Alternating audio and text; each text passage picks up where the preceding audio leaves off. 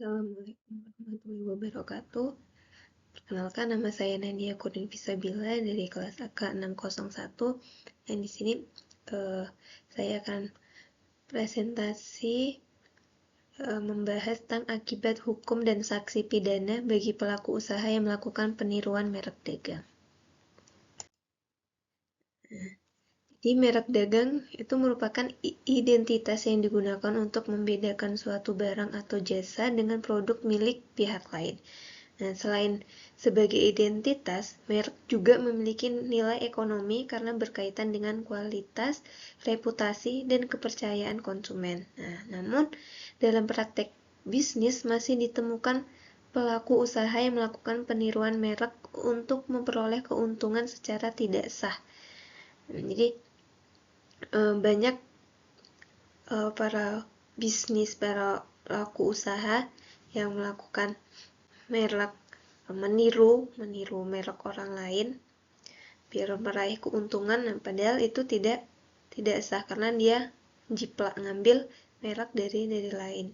Mungkin mereknya apa tapi isinya tidak sesuai. Jadi peniruan dapat dilakukan melalui tadi nama, logo, simbol, maupun desain yang memiliki kemiripan dengan merek milik pihak lain. Tindakan tersebut dapat merugikan pemilik merek, konsumen, serta mengganggu persaingan usaha yang sehat. Itu benar. Jadi tindakan meniru merek tadi kayak logo, simbol itu bisa merugikan pada merek yang asli tersebut. Jadi yang meniru, nah misalnya orang konsumen yang membeli merek yang sebenarnya dia mau membeli merek A. Nah, tapi dia salah membeli merek B karena sama dari logo, terus nama, apa itu sama, padahal isinya beda. Nah, pas dia coba ternyata itu bukan barang asli, dia kecewa. Udah dia kecewa, dia komplain sebagai macam. Nah, itu juga merugikan yang mempunyai merek, merugikan konsumen juga, merugikan pembisnisnya juga. Nah, oleh karena itu perlindungan terhadap merek sangat penting dalam kegiatan bisnis.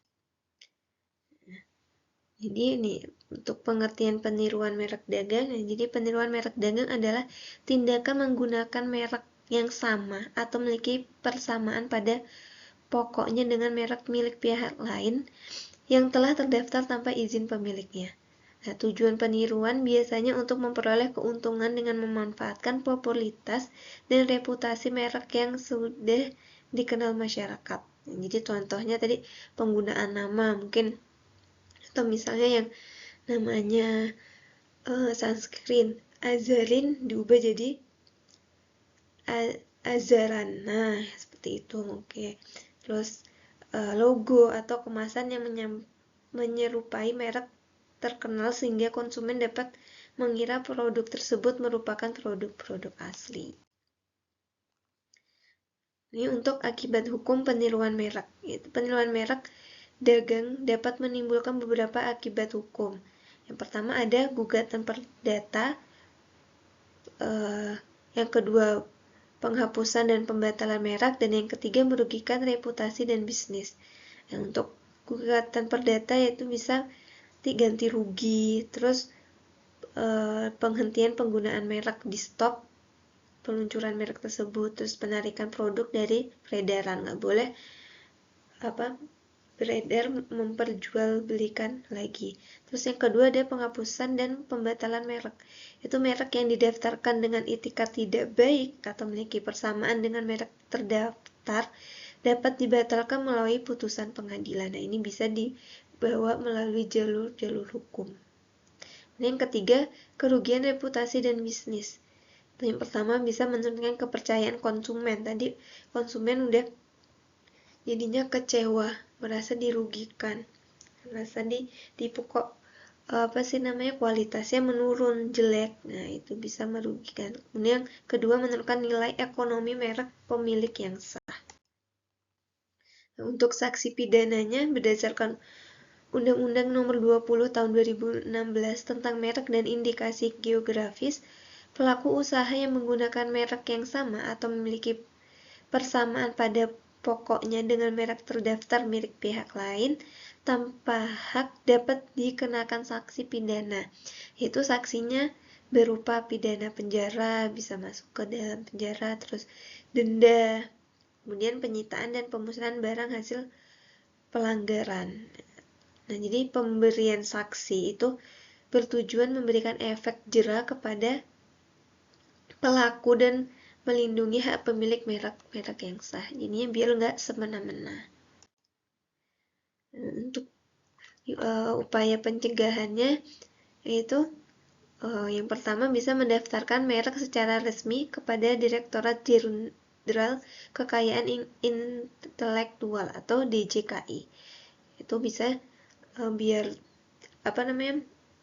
tidak ditiru, nah itu bisa didaftarkan ke DJKI. Kemudian yang kedua, melakukan pengawasan terhadap penggunaan merek di pasar. Ketiga, menindak tegas pelaku pelanggaran merek. Ya, jadi kalau misalnya ada yang niru, yang jiplak, nah itu tidak bisa dilaporkan, bisa dibawa ke jalur hukum. Yang keempat, meningkatkan kesadaran masyarakat mengenai pentingnya menghargai hak kekayaan intelektual. Dan kelima, melakukan sosialisasi mengenai perlindungan merek kepada pelaku usaha. Nah, ini 5 upaya pencegahan biar agar tidak ditiru. Oke, jadi untuk kesimpulannya, peniruan merek dagang itu merupakan tindakan yang melanggar hukum karena menggunakan merek milik pihak lain tanpa hak, tanpa izin, karena itu bukan mereknya mereka ambil. Nah, itu melanggar hukum. Nah, jadi tindakan tersebut dapat menimbulkan gugatan perdata, terus pembatalan merek, kerugian reputasi dan bisnis, kemudian sanksi pidana sesuai dengan ketentuan undang-undang nomor 20 tahun 2016. Nah, jadi oleh karena itu diperlukan penegakan hukum yang tegas serta kesadaran pelaku usaha untuk menghormati hak atas merek. Nah, jadi kalau untuk sarannya di sini, yang pertama, pelaku usaha hendaknya memastikan bahwa merek yang digunakan itu tidak melanggar hak pihak lain. Kemudian juga pelaku usaha sebaiknya segera mendaftarkan mereknya untuk memperoleh pelindungan hukum biar tidak dijiplak, diambil. Kemudian pemerintah ini perlu meningkatkan pengawasan terhadap pelanggaran merek. Ya, perlu diawasi, perlu ditindak. Kemudian penegak hukum perlu dilakukan untuk menciptakan iklim usaha yang sehat dan adil. Tuh. Harus biar tidak terjadi penciplakan merek. Oke, cukup sekian presentasi dari saya. Banyak kekurangannya, banyak kelebihannya. Saya mohon maaf yang sebesar-besarnya.